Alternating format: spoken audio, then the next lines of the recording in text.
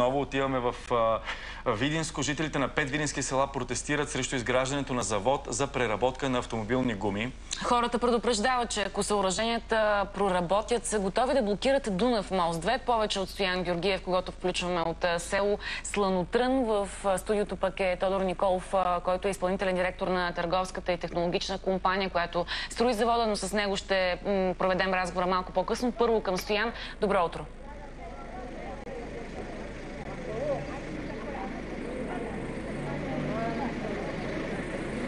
Добро утро, колеги! Добро утро, уважаеми зрители! Намирам се в видинското село Сланотрън, на самата река Дунав, на края на България. Тези хора, които виждате зад мен, протестират срещу изграждането на завод, срещу плановете за изграждането на завод тук в близост до селото. Звучи може би парадоксално, защото, както знаете, това е региона с най-висока безработица в България. Когато един завод предизвиква такива протести, ние сме много любопитни да научим защо това се случва. Затова сега се приближаваме към хората. Първо ще дам думата на кмета. Добро утро! Добро утро, господин кмете! Обяснете защо тези хора са тук, защо протестират. Звучи малко парадоксално, че в един регион с висока безработица се протестира срещу изграждането на завод. Добро утро, добре дошли в хубавото село Сланотрън. Сланотрън е село на брега на Дунава, наброява 450 жители. Основният поминък на населението е земеделие. В момента сме окупирали Видинския пазар с вкусните бустани.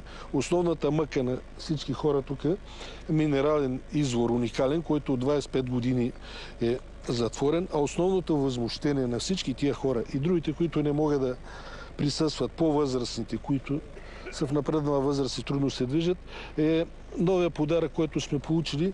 Новостроящ се цех за безотпадъчна преработка на автомобилни гуми, който ще произвежда по 20 000 тона, ще преработва 20 000 тона годишно, който цех първоначално получи разрешение за безотпадъчна преработка, в един последващ момент за преработка и съхранение на отпадъци и очакваме да получи трето разрешение, което при нас много лесно се дава, понеже сме далече от София, за експерименти с живи хора. Затова сме тук, за да изкажем възмущението. Как експерименти с живи хора? Това ще е третия вариант. Значи, първо безотпадъчна преработка, след това ще съхраняваме и преработваме отпадъци и третия момент с работата си ще експериментираме върху това население, дали могат да оцелят на този чист въздух. Сега мои колеги от инициативния комитет могат да споделят по-подробно какво се получава и какъв е ефект от работата на този цех. Така, нека изясним. Това е един цех. Да не забравим, че сме на около километър от река Дунав, че срещу селото има два острова, които са защитени по Натура 2000 и други обстоятелства, които не са вписани, други факти, които не са вписани в доклада за оценка за въздействие на околната среда и в тази връзка ние сме обжалвали до всички възможни институции и чакаме резултат. Така, благодаря ви. Заводът, който се изгражда, е негов автор, той е иновативен и е спечелил пари по програма конкурентоспособност на Европейския съюз, по-скоро мярката, която предполага и финансира иновации. Така че звучи наистина, отново казвам, по някакъв начин парадоксално, че нещо, което би следвало да е инспектирано, след като е получило финансиране от Европейския съюз и да е безопасно, че предизвиква такива недоволства от страна на населението. Затова веднага давам думата на автора на тази технология, която тук по някакъв начин ще бъде експериментирана. Добро утро. Добро утро. Ако може да се Ако обичате, нека да дадем думата на... може ли да се представя? Казвам се доктор инженер Димитър Колев и съм технически директор на Търговска и технологична компания АД. Търговска и технологична компания е създадена конкретно за реализацията на този проект, който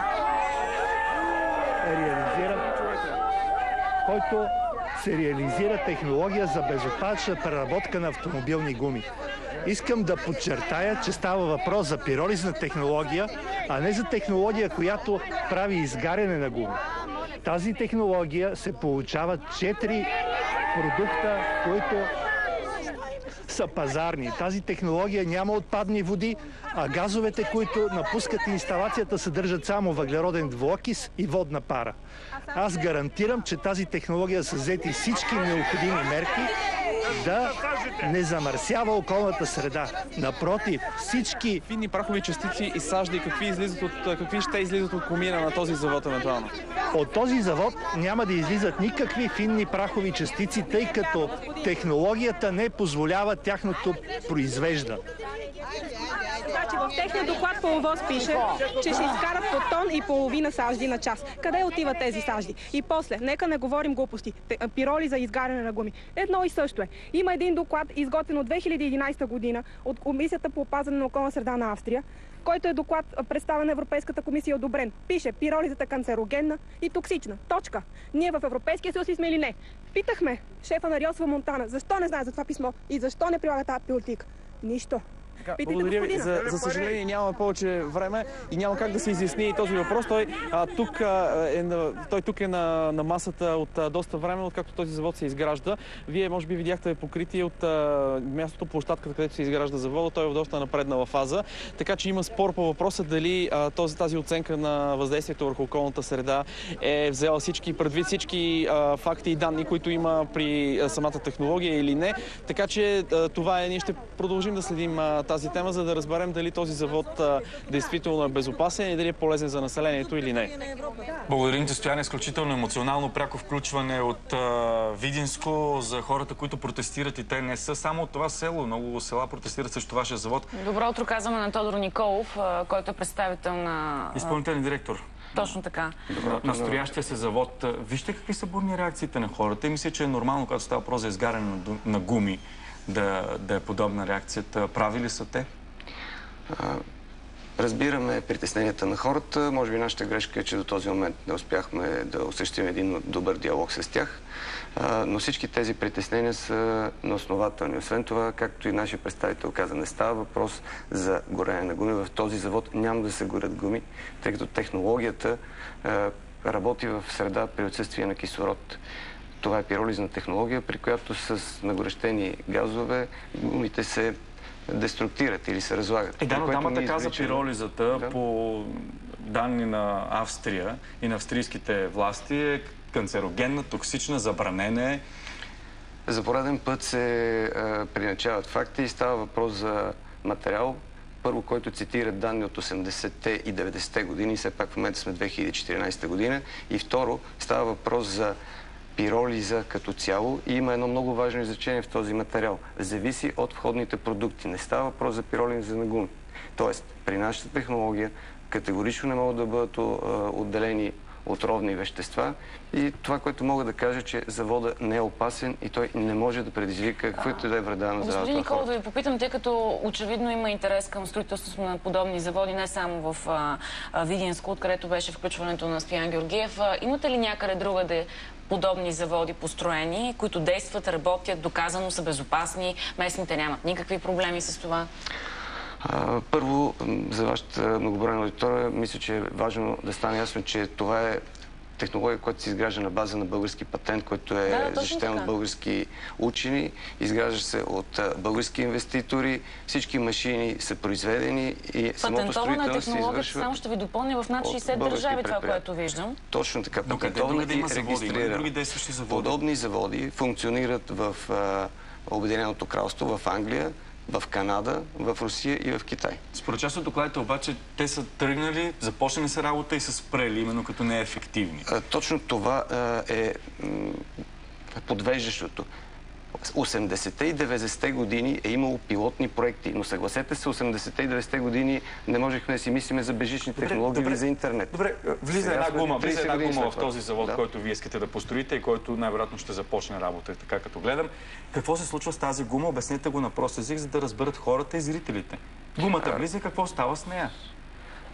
Гумата попада без никаква предварителна преработка в нашата инсталация, като в самия пиролизен тунел тя бива обработвана, като се обдухва с нагорещени газове.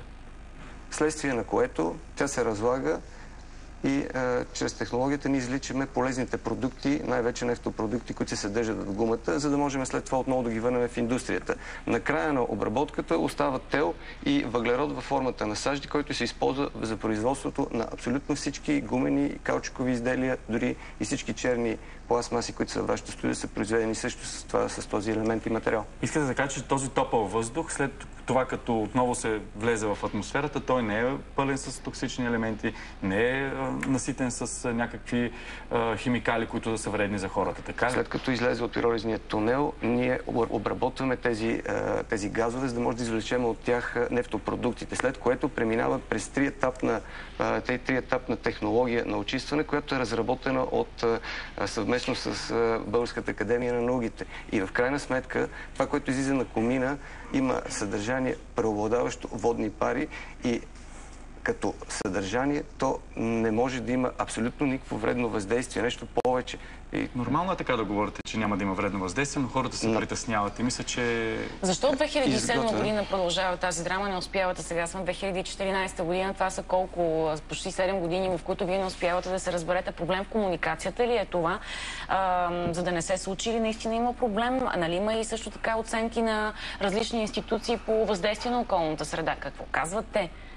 Абсолютно всички експерти са категорични и няма нито едно доказателство на твърденията, които инициативни комитет. Хората се съмняват и в ОВОС. И в тези оценки също се съмняват. Имайте предвид, че това е една от най-прецизните и тежки процедури, които ние сме минали и която протече повече от 9 месеца. Така, вие потвърждавате ли обаче, че няма, тъй като времето ни притиска наистина безотпадъчна е било разрешението за безотпадъчна технология, но то след това е трансформирано в съхранение на отпадъци. Ако господата бяха прочели наистина доклада за въздействие на околната среда, който е положителен, там е написано, че тъй като гумите са отпадък, ние трябва да получим в последствие разрешително, за да може ние да получаваме тези гуми на нашата площадка. Това отпадък, а технологията е безотпадна. Последно обаче областният управител на Видин се опитва също да спре проекта, което означава, че в крайна сметка има някакъв проблем.